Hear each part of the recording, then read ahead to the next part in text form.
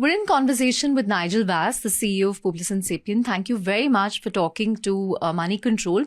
I remember when we spoke last year, AI and digital transformation was such a big theme. How has that moved, Nigel, in the last year globally in India? Are you seeing more and more companies embracing these solutions? Absolutely. And it was great to see you again. And, since last year, I think AI has moved out of being a technology that people are interested in. And I think it's moved to being businesses recognizing that this is about essentially enabling their physical workforce with a digital companion. So in some ways, you have a digital and a physical workforce working together. And we've gone from people actually having question marks about the value by driving proof of concepts to how this can actually drive real scale in so many different industries that we work across, from financial services to retail and healthcare and travel and hospitality, where use cases from investor analysts being made 30 to 40% more efficient, or IT projects that historically would have relied on lower cost arbitrage-based models now being advanced by AI and people doing work in a very progressive way. I think you're seeing the applications in either taking cost out of the business and driving growth that are starting to become meaningful for CEOs even here in Davos. Right.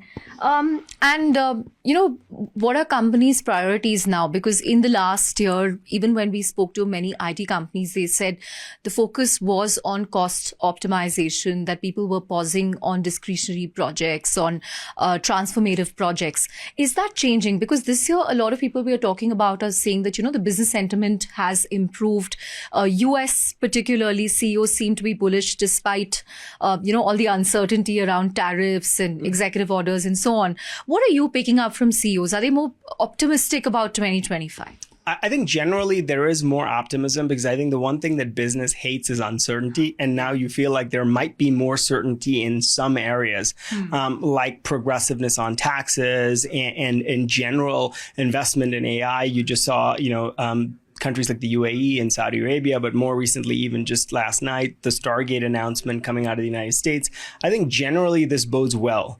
That said, though, to answer the first part of your question, I think even in organizations where the sentiment is bullish, I don't think there's an opportunity for these companies to ignore the fact that there's so much inefficiency in the way technology is deployed today, particularly in the context of their legacy environments. You have mainframes and legacy systems in many organizations that have been there for 20 and 30 years. And it was historically managed by outsourcing to lower cost offshore geographies and managed in that way.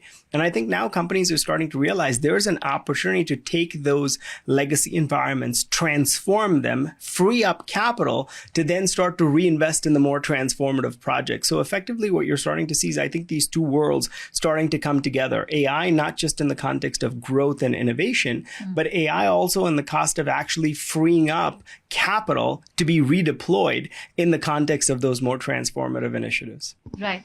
Tell us a bit about your plans for India, because India's also seen a lot of digital transformation. They've built population scale digital public infrastructure products. So, how is it playing out on the global stage? Your take on that? I mean, India for us is extraordinarily exciting for multiple different ways. It's always been a place where we've had incredible talent deployed on a global basis.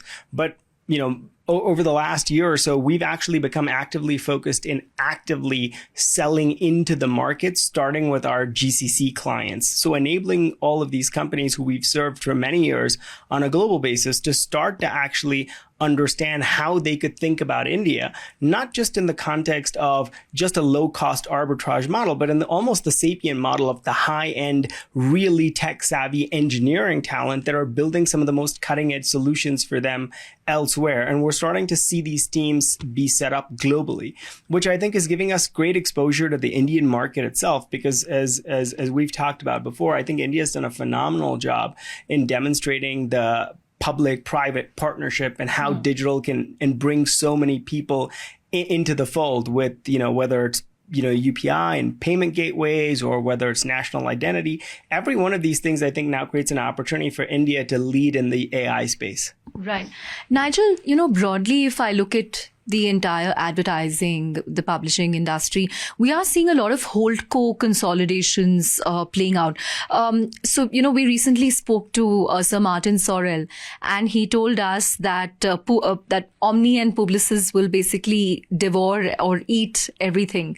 What do you have to say about that? I mean, Publicis, I think, and under Artur Sadoun's leadership, has done a phenomenal job of basically making investments at the right time. They acquired Sapient a long time ago, then they acquired Epsilon, and those now were merged two of their biggest creative agencies. Yeah, and I think broadly speaking, right, the Publicis focus has always been how are we going to continue to transform? And in that period, it now is the largest holding company by both market cap and by revenue.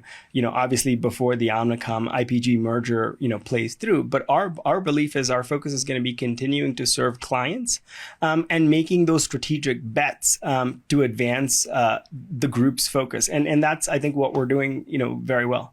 Right. How are you investing in AI, and take us also through the latest privacy laws? How are you sort of reading that?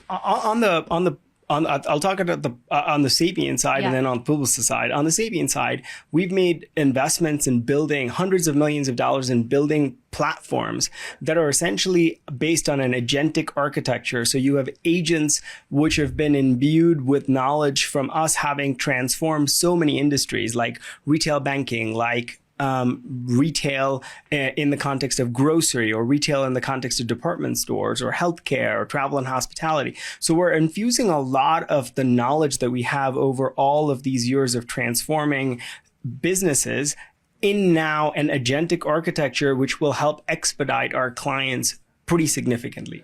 On the Publicis side, we're doing the same thing with a platform we call Core AI on the marketing side. So essentially leveraging all of the work that Publicis has done over the years, both on the creative side, but also on this idea of connected identity, which is essentially connecting data from our media, and we're one of the largest buyers of media in the world, to our clients' data in order to connect those two things so that you can get the right message to the right person on the right channel, on the right device, with the right context. And now with AI, I think, what you've moved from is this traditional world of where I'm going to guess what you want to I can actually ask you or observe what you're doing and try to be more relevant to you. And I think we're seeing huge amounts of success in that context. Great. On that note, thank you very much for talking to us, Nigel. Thank you for having me. Thank you.